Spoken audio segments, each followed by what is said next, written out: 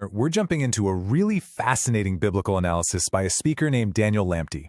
He takes a look at two families. Both of them faced total ruin, but their stories, their legacies, ended up being worlds apart.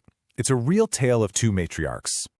And Daniel Lamptey frames his entire argument around this one really profound question. Think about that for a second. The idea is that maybe, just maybe, our lives can be used to fix the mistakes of other people. It's a huge concept, right? So let's dig in and see how he builds his case. Okay, so here's the game plan. We're going to follow the roadmap Lamptey lays out for us. First, we'll get to know these two families from the Old Testament. You've got Lot's family on one side and Elimelech's on the other. We're going to follow their stories and see how, believe it or not, their legacies end up crossing paths in a pretty incredible way. All right, so let's set the scene.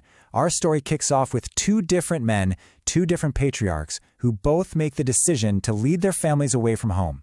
And this one choice, well, it sets them on two completely different paths. So here's a quick side-by-side of the two families we're talking about. You can see they both hit a major crisis that forced them to pack up and leave. Lot's family, they're literally running for their lives from the judgment falling on Sodom. And Elimelech's family, they're fleeing a devastating famine. But as you're about to see, how they handled their crisis and what they valued, well, that couldn't be more different. Okay, so what was the real difference maker here? According to Lamptey, it all comes down to the two women, the two matriarchs at the heart of these families, Lot's wife and Naomi.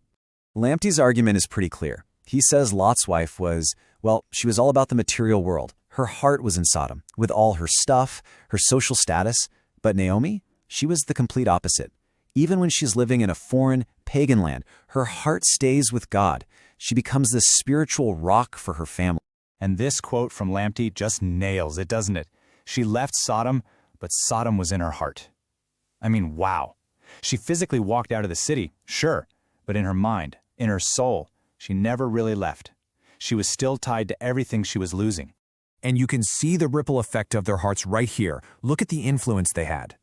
Lamptey points out that Lot's wife raised daughters with no real divine insight, which led to a legacy of, well, dysfunction and shame. But Naomi, her faith was so real, so powerful, that it completely captivated her daughter-in-law Ruth, who famously says, "Your God will be my God." That's a legacy right there.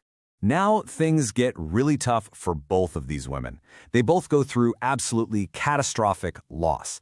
But Lamptey says this is where we see their true character. Their reaction to losing everything, that's the moment that changes the course of their family's history forever. And just look at the difference in what they lost. It's just staggering. Mrs. Lot lost her stuff, her gold, her livestock, her house, all her possessions, but she still had her family. Naomi, she lost everyone. Her husband, Elimelech, and both of her sons. She was left utterly alone. So this is the fork in the road. It all comes down to where they put their focus. Lot's wife literally looked back at her past, clinging to what was gone, and it turned her into a pillar of salt. It destroyed her. But Naomi, even in the middle of this unimaginable grief, she chooses to look forward. She decides to go back home and try to restart her life. So what happened to Lot's family? Well, as Lamptey puts it, their legacy was basically a dead-end street, a total dead end. I mean, his wife literally becomes a pillar of salt, a permanent monument to someone who just couldn't let go of the past. And the family line itself, it just fizzles out in shame and is pretty much forgotten. And Lamptey breaks down how this happened.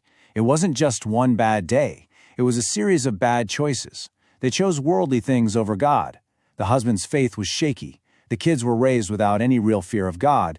And it all leads to this truly awful moment of incest, all in a desperate attempt to keep the family name alive.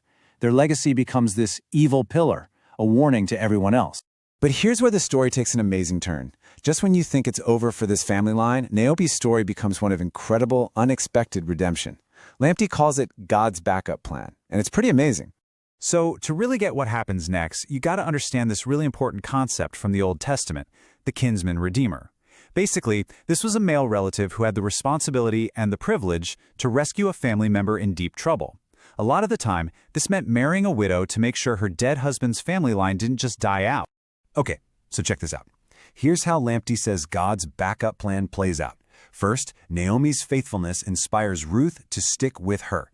Then, Ruth just so happens to meet Boaz, who is not only a good guy but also a kinsman redeemer.